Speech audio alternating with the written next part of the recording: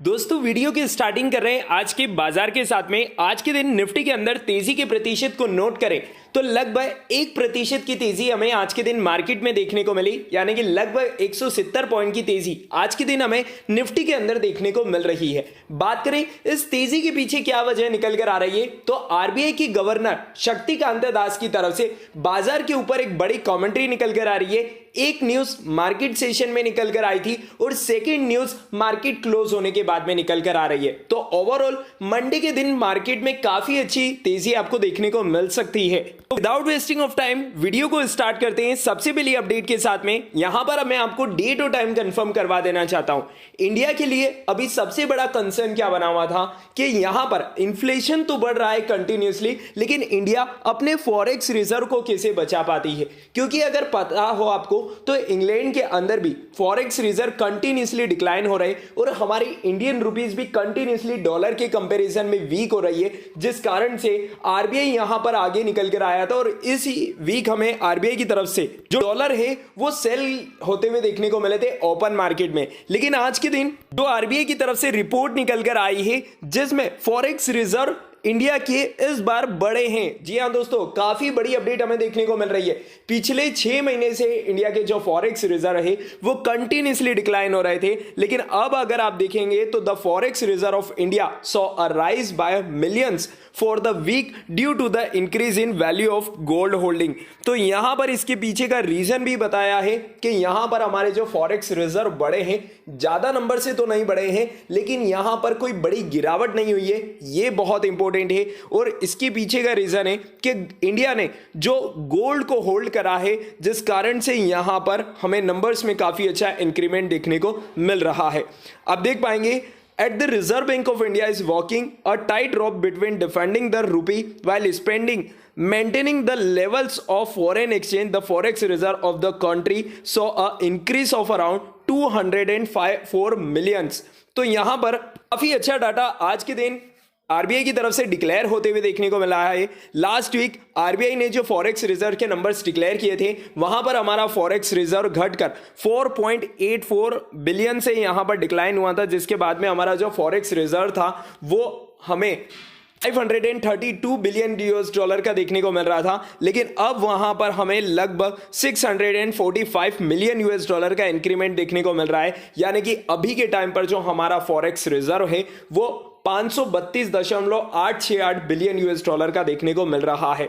तो काफी अच्छी न्यूज मार्केट के लिए निकल कर आ रही है। इसी के बाद में बात कर लेते हैं सेकेंड अपडेट के बारे में। आरबीआई की मॉनेटरी पॉलिसी के आउटकम्स तो ऑलरेडी हमें 30 सितंबर के दिन देखने को मिल चुके हैं, जहां पर आरबीआई ने इंटरेस्ट रेट को हाई किया था। लेकिन आज के दिन आरबीआई की उसी मॉनेटरी पॉलिसी मीटिंग के आउटकम्स के बाद में मीटिंग्स के आउटकम्स आते हुए हमें देखने को मिल रहे हैं।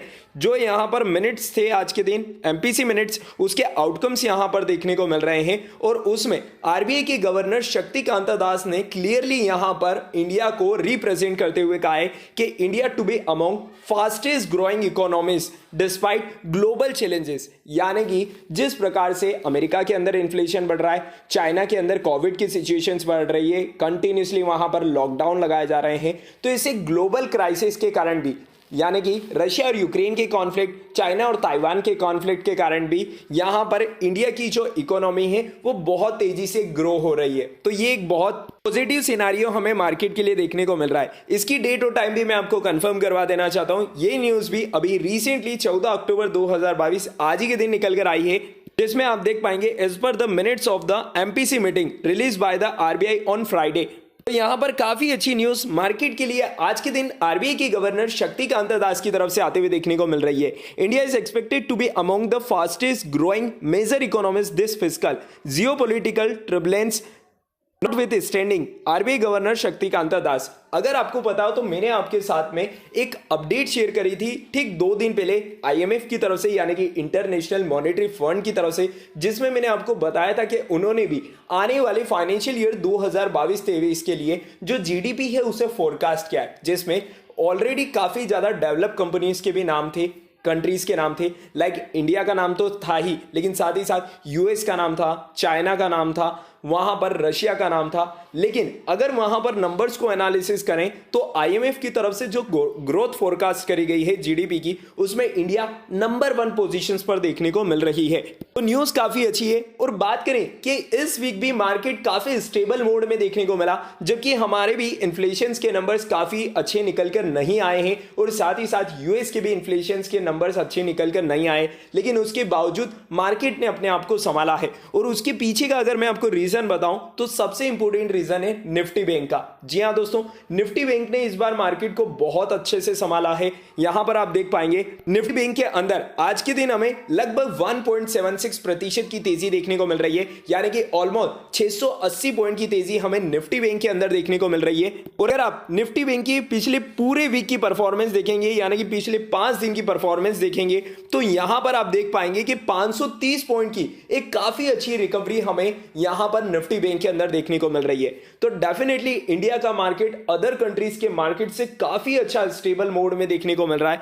अब बात करें कि यहां पर किन लेवल्स को यहां पर अब निफ्टी बैंक क्रॉस कर सकता है, तो यहां पर आप देखेंगे कि इस वीक मार्केट में निफ्टी बैंक 39,500 रुपए के लेवल्स को लगभग 2 बार यहां पर टच करके वापस रिवर्ट हुआ है। तो यहां पर मंडे के लिए भी 39,500 रुपए का लेवल काफी इंपॉर्टेंट होगा बैंक निफ्टी के लिए। और साथ ही साथ सपोर्ट की बात करें तो सपोर्ट भी आप देख पाएंगे कि यहां पर काफी टाइम 38,500 पर एक साइकोलॉजिकल सपोर्ट बन रहा है। और उसके पहले बात करें तो यहां पर 38,700 रुपए पर भी हमें इसका सपोर्ट देखने को मिल रहा है। तो ये लेवल्स तो आप मंडे के दिन लेकर चल सकते हैं निफ्टी बैंक के अंदर। और साथ ही साथ बैंक निफ्टी के साथ में अगर निफ्टी 50 की बात करी जाए तो निफ्टी 50 की परफॉर्मेंस भले ही इस वीक स्टेबल देखने को मिली है, लेकिन मेन बात यह है कि यहां पर कोई गिरावट नहीं हुई है। 17,185 रुपए का लेवल अभी भी निफ्टी ने यहां पर मेंटेन कर रखा है। और यहां पर जैसा कि मैंने आपको बताया था कि निफ्टी के अंदर जो साइकोलॉजिकल सपोर्ट है 17,000 का, वो बहुत ज्यादा इंपॉर्टेंट है। अगर वहां से गिरावट होती है तो हमें बड़ी गिरावट देखने को मिल सकती है, लेकिन यहां पर पहला जो सपोर्ट है आपको वो यहां पर 17,000 का लेकर चलना है। और दूसरा सपोर्ट जो है वो आपको यहां पर 16,800 रुपए का लेकर चलना है। ये दोनों इंपॉर्टेंट सपोर्ट पर निफ्टी काफी टाइम से सस्टेन करते हुए देखने को मिल रहा है। अपर लेवल की बात करें तो 17,600 का पहला रेजिस्टेंस और 17,880 रुपए का दूसरा रेजिस्टेंस यहां पर आपको लेकर चलना है। तो ये कुछ इंपॉर्टेंट अपडेट्स थी जो कि आपके साथ शेयर करना बहुत ज्यादा जरूरी थी। तो उम्मीद है आपको वीडियो और अपडेट पसंद आई होगी। अगर आपको वीडियो और अपडेट पसंद आई है तो इसे लाइक और शेयर करना मत भूलिएगा। साथ ही साथ मार्केट की तेजी के पीछे का एक रीजन ये भी है कि आईटी सेक्टर के Q2 की रिजल्ट सीरीज स्टार्ट हो चुकी है और रिजल्ट एक्सपेक्टेशन से काफी अच्छे देखने को मिल रहे हैं। तो ओवरऑल अगर रिजल्ट सीरीज इसी प्रकार से चलती है, इस वीक भी हमें निफ्टी 50 के काफी दिग्गज कंपनियों के रिजल्ट आते हुए देखने को मिलेंगे, तो ओवरऑल मार्केट के लिए एक पॉजिटिव सिनारियो बन सकता है।